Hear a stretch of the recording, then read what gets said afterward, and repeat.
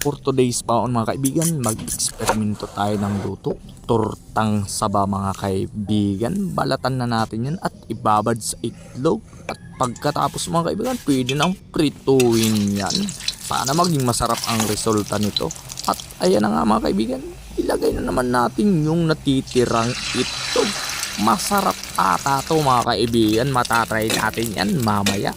At ayan, luto na mga kaibigan, ibao na natin yan. Umuusok-usok pa ang kanin. Ang sarap.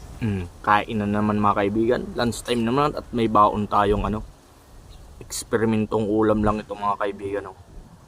Saging, saba, tinorta ko mga kaibigan. Masarap din to syempre. Potassium yung saging. Masarap nga yung turon na saging. Lalo akong lalagyan pa ng itlog. Ang sarap. Diba?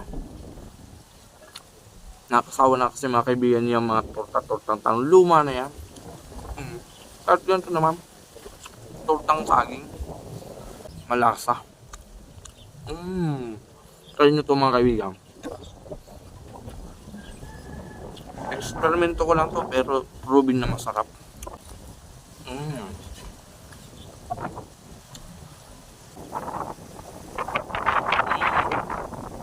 Lakas ng hangin mga kaibigan.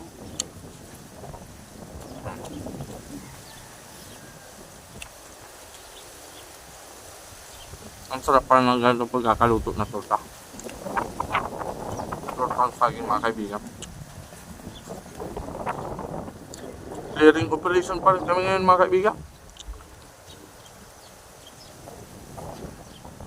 Kaya bugbog talaga tayo sa trabaho lagi. Grabe ang kickback nung baha dito sa Bicol mga kaibigan.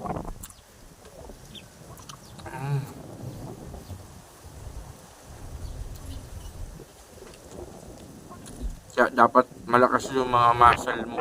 Diba ang potassium mga kaibigan? Pampano yan ng muscle? Pampa-enhance ba? Kahit yung mahina na ang mga ugat, buto-buto, kailangan niyang potassium. Lalo na pag tumatanda ng kagaya ko. Malakas mo ng tuhod mga kaibigan. Tapos yung itlog, healthy din. Pampabilo.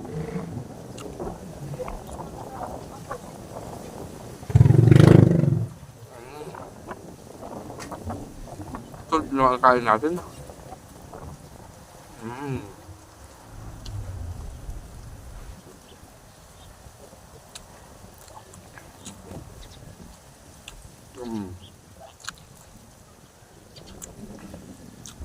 Kahit ano-ano lang in-experiment kong luto mga kaibigan para makatipid. Kasi kung araw-araw naman itlog, nakakasawa. Kailangan mong magluto ng konting twist para maibang lasa.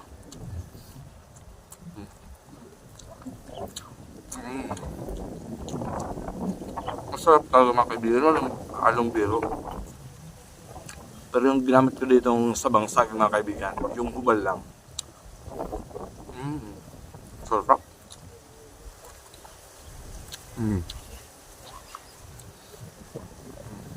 Saging yung mga kaibigan.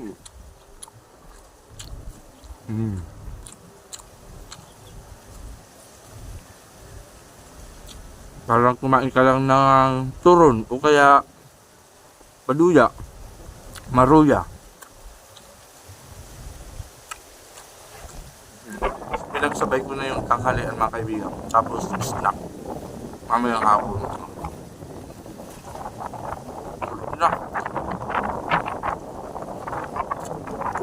Busog, nakatipid naman ang manggagawa ng Pilipinas.